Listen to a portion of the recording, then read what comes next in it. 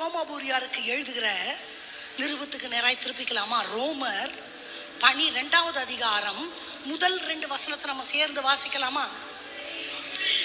அப்படி இருக்க சகோதரரே, நீங்கள் உங்கள் சரீரங்களை பரிசுத்தமும் ஜீவபலியாக ஒப்பு கொடுக்க வேண்டும் என்று. அடுத்த வசனம் ஒரு நிமிஷம் எல்லாரும் சேர்ந்து சொல்லாமா?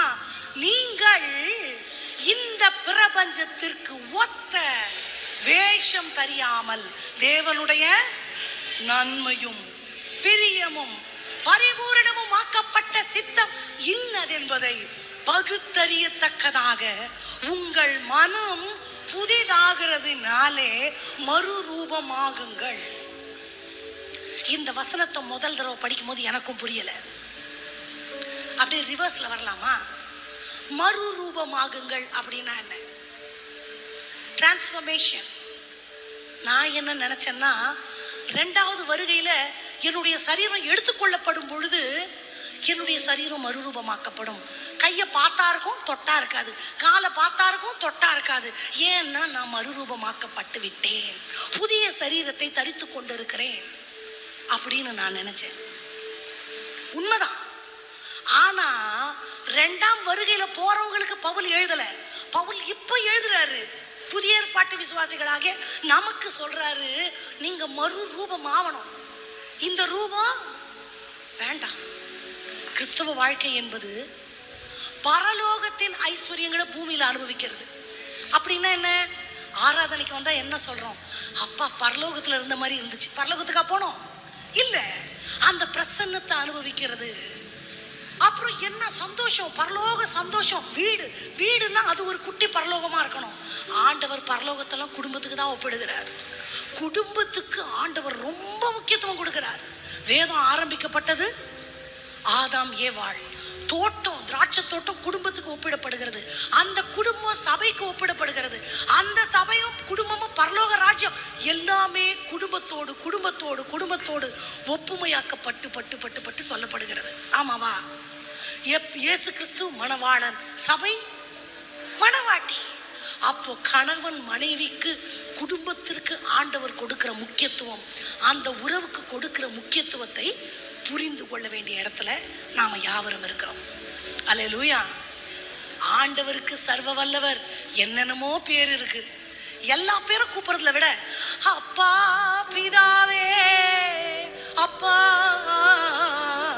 கூப்பிடும்போது என்ன வருது? ஒரு பூஸ்ட் குடிச்ச மாதிரி தெம்பு வருதா?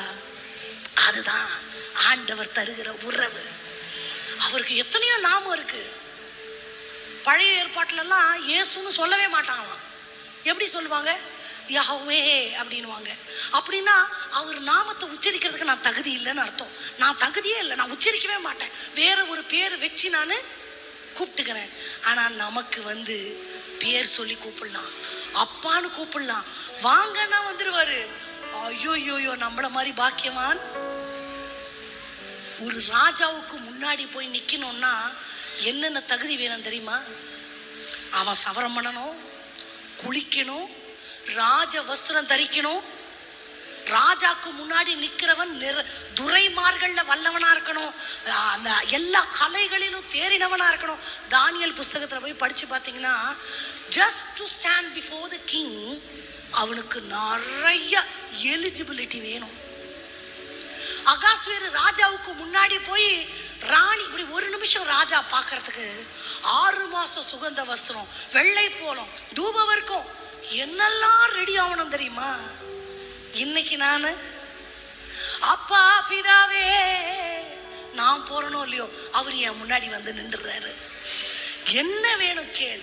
ராஜ்யத்துல நீ பாதி கேட்டாலும் அது ராஜா எஸ்தருக்கு சொன்னது மாத்திரமல்ல, என் தகப்பன் பிள்ளைகளாகிய நம்ம ஒவ்வொருவருக்கும் தானமாய் கொடுத்த வாக்குத்தத்தம் அவரிடத்துல கை தட்டலாமே, தாராளமா தட்டலாம். என்ன கேட்டா, பழைய ஏற்பாட்டு பரிசுத்தவான்களை விட நம்ம தான் பாக்கியசாலிகள். அல்லேலூயா. Okay, right. அப்போ மறுரூபம்னா பூமியிலேயே ஆண்டவர் ஒரு மறுரூபமாக்கப்படுதலை என்கிட்ட எதிர்பார்க்கிறாருன்னு நான் சொன்னேன். அதுக்கு முன்னாடி என்ன படிக்கிறோம்? தேவனுடைய நன்மையும் பிரியமும் பரிபூரணமும் ஆக்கப்பட்ட சித்தம் ஒன்று இருக்குது. அந்த சித்தத்தை புரிஞ்சு கொள்றதுக்கே எனக்கு ஒரு ஸ்பெஷல்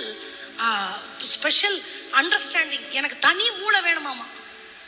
நார்மலா இருக்கிறவங்களால புரிஞ்சுக்க முடியாது. அதுக்கு ஒரு பகுத்தறிகிற ஒரு ஸ்பெஷல். அப்படின்னா என்ன அர்த்தம்? நன்மையும் பிரியமும் பரிபூரணமும் ஆக்கப்பட்ட தமிழ்ல இருக்கு. ஆங்கிலத்துல எப்படி இருக்குன்னா, it's good acceptable and perfect will. Perfect இருக்கட்டும், குட் இருக்கட்டும், அக்செப்டபிள் அப்படின்னா என்ன அர்த்தம்னா ஏற்றுக்கொள்ளப்படத்தக்கதான. அப்ப இத்தனை நாள் நான் அவரை தேடுகிற தேடல் அவர் ஏற்றுக்கொள்ள கூடியதா இல்ல? அவருடைய முகத்திற்கு அரூசிகமா இருக்குதா? ஆண்டவர் சுகந்த வாசனையாய் முகருகிறதா இருக்கிறதான்னா இல்ல. இதுவே நீங்கள் செய்யத்தக்க புத்தியுள்ள ஆராதனை. எது? அப்போ புத்தி இல்லாத ஆராதனைன்னு ஒண்ணு இருக்கா? இருக்கு. அதத்தான் பவுலடியார் மேற்கோள் காட்டுகிறார். அப்போ நான் வாழுகிற ஒரு வாழ்க்கை, அதுல அவருக்கு பிரியமான ஏற்றுக்கொள்ளக்கூடிய ஒரு சித்தம், அதை பகுத்தறிய எனக்கு ஒரு ஸ்பெஷல் ஞானம் வேணும். அல்லேலூயா. ஓகே, இது இருக்கட்டும். அந்த சித்தம் என்னவா இருக்கும்? என் வாழ்க்கையே ஆராதனை. நான் வாழ்கிற வாழ்க்கை தான் அவருக்கு ஏற்ற வாழ்க்கை. என் வாழ்க்கையை நான் ஆண்டவருக்கு கொடுக்கறத விட வேற என்னத்தை நான் ஆண்டவருக்கு உன்னதமா கொடுக்க முடியும்?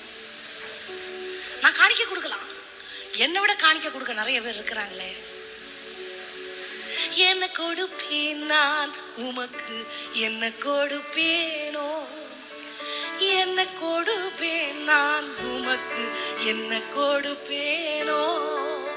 எதை கொடுத்தாலும் தராசுல வச்சா அவருக்கு அது ஈக்குவலா இருக்கவே இருக்காது. என்ன முழுசா இருக்கிற ஒரே ஒரு வாழ்க்கை, தாய்மாரா இருந்தாலும் தகப்பனா இருந்தாலும் சகோதரிகளா இருந்தாலும் யாரா இருந்தாலும், என் வாழ்க்கைய ஒரு ப்ரெஷியஸ் கிஃப்டா நான் ஆண்டவருக்கு கொடுத்துட்டேன்னா அவருடைய பரிபூரணமாக்கப்பட்ட சித்தத்துக்குள்ள நான் வந்துட்டேன்னு அர்த்தம். நான் இன்னொன்னு சொல்றேன், எல்லாரும் வாழ்ற வாழ்க்கைக்கு நீங்களும் நானும் அழைக்கப்படல. கண்டிப்பா இல்ல. இப்ப படிக்கலாம், அந்த எஸ்தர் புஸ்தகத்துல 3வது அதிகாரம் 8வது வசனத்தை படிக்கலாமா? அதற்கு ஆமான் எஸ்தர் 3:8 ராஜாவை நோக்கி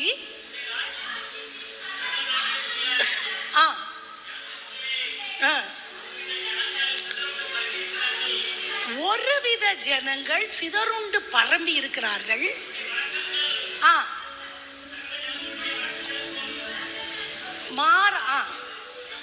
விகற்பமாயிருக்கிறது. இப்ப கவனிக்கலாம். அகாஸ்வேரு அரசாண்ட நாட்களில எல்லாரும் என் பின்னாடி சொல்லணும், ஒரு கூட்ட ஜனம், ஒரு விதமான ஜனம், அவங்க பழக்க வழக்கங்கள் மற்ற ஜனங்களை காட்டிலும் விகற்பமாயிருக்கிறது. ஆங்கிலத்துல their laws are different from other people. அவர்களுக்கென்று முறைமையாக்கப்பட்ட சட்டங்கள் மற்ற ஜனங்களை விட என்ன பண்ணுது? It is totally different from other people.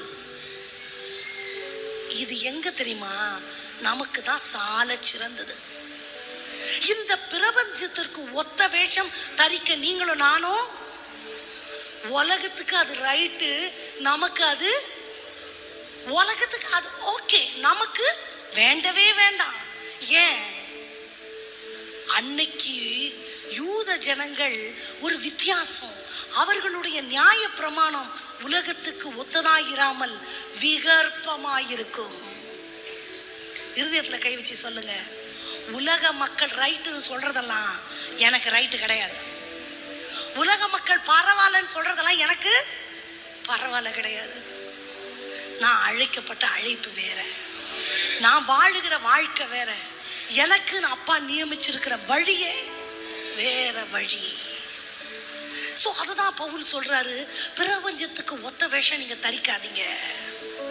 சரி, அப்ப எப்படி வாழணும்? இந்த உலகம் சொல்லுகிறது என்ன? இன்றைக்கு உலகத்தினுடைய முற்போக்கு சிந்தனைன்னு சொல்றாங்க. எப்படி? ஆமா, படிச்சவங்க, ரொம்ப டீசன்ட், ரொம்ப அறிஞ்சவங்க, இதுதான் வந்து ரொம்ப ரொம்ப என்ன சொல்றது, ஒரு அப்ளிகபிளான மீன் அப்படி சொல்றது என்ன. ஆனா இந்த வேதம் எனக்கு காட்டுகிற பாதை என்ன?